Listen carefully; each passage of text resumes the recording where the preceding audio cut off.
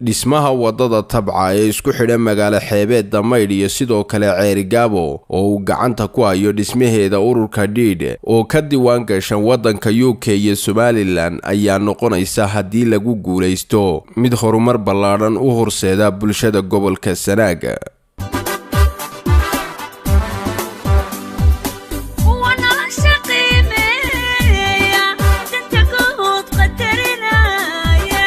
fadlan muwaadin ka qayb qaado qaaraanka loo ururinayo dhismaha wadada tabca gamca wada jira ayuu horumarku ku jiraa. qarar badan baa lagu tabcaan ka soo baxay iyo tabcaan ka soo degay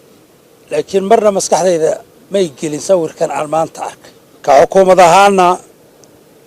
waxay la tahay wadadan wadna waa qaranka oo ummadu u baahan tahay qof kasta oo muwaadin oo Somalilandera meel kastuu joogo waxaan ku boorinayaa inuu ka qayb qaato dhismaha wadadan oo Ilaahay miisaanka xasanadka ha u saare niman xil saaray oo la yiraahdo Daala Education and Environmental Development waxaanu leenahay Ilaahay miisaanka xasanadka ha idin saaro ummad ku dayasho leeyahay inta kalena ha idin ku dayato waar intada kalena waxaan leenahay waar ku dayda oo dadkiina meeshan colaad ka horiyaan isku dayayo adar qalab baan u baahanay wax horumarnaan ku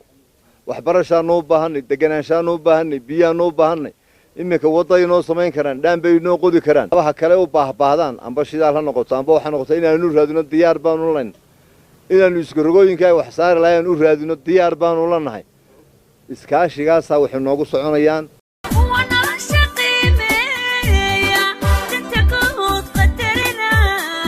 wadada Maydh gacanta u qaadno hadaynu reer Sanaagnahay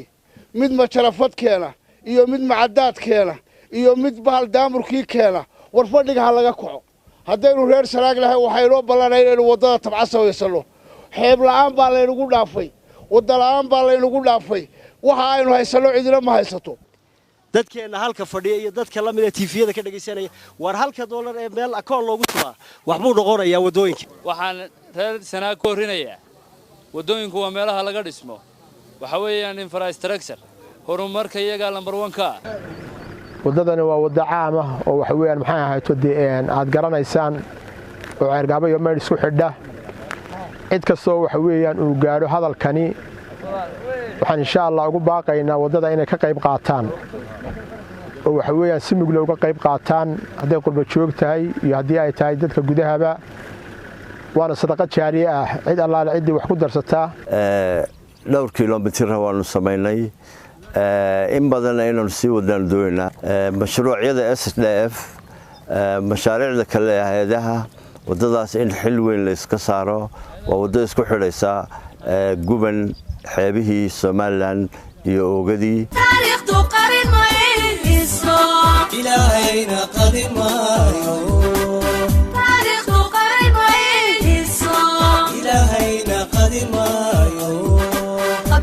wasaaradda waxbarashada waxaa leeyahay dadka macallimiinta waxaa leeyahay wasaaradda waxbarashada waxaa leeyahay ardayda in wax loo saaro wadadaas oo ay loogu tabarco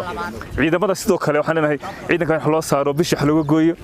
dadka deegaanka gobolka Sanaag inay ka qayb qaataan dhamaantood ganacsatada dadka deegaanka inay wadada wax ku darsadaan wasadaqada shirkadaha isgaarsiinta sidoo kale ma dhammaan dadka markaa qurba joogta ganacsatada Somaliland u dhalatay kuwa gobolka Sanaag ganacsatada Ceerigaabo shirkadaha isgaarsiinta shirkadaha leydhka dhammaan waxa laga codsanayaa inay wadadan wax ku darsadaan arintan daafurka qaadaanka wadada Maydh maanta halkan aynu isugu nimi waxaan ilaahay ka baryaynaa inuu hirgalo waxaynu baanahay horumar weyn horumarkuna hadal qura ku iman maayo wuxuu ku imanayaa ficil gobolku intaanu bil joogin waxaan u qirayaa inuu yidhi baasha karintaan gaarsiino uga baahan yahay reer Ceerigaabo inay iyagu u kacaan annaguna maanu badhino dinacadaad baanu leenahay dowladda hoose waan ku deeqaynaa waana keenaynaa inta suuragala maxaan ku dhahaa nus milyan qof ayaa wadadan ay cuntada u martaa noloshooda ay ku xidhan tahay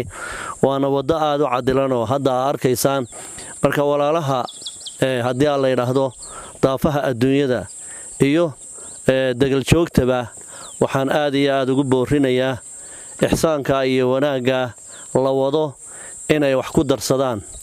ilaahay wuxuu ina faray inaan khayrka isu gargaarsano wadada tabca ee tagta Maydh dabadeedna uga sii gudubto meelaha kale xeebaha ee Laasqore iyo Xiisiyo waan u baaqaynaa oo reer Sagaan ugu baaqaynaa hadday qurba joogta tahay iyo hadday tahay dadka jooga iyo cid kasta oo ka qayb galaysa waxaanu leenahay wadadaas cid kasta oo ka soo qayb galaysa waxaanu ugu baaqaynaa inay ka soo qayb gasho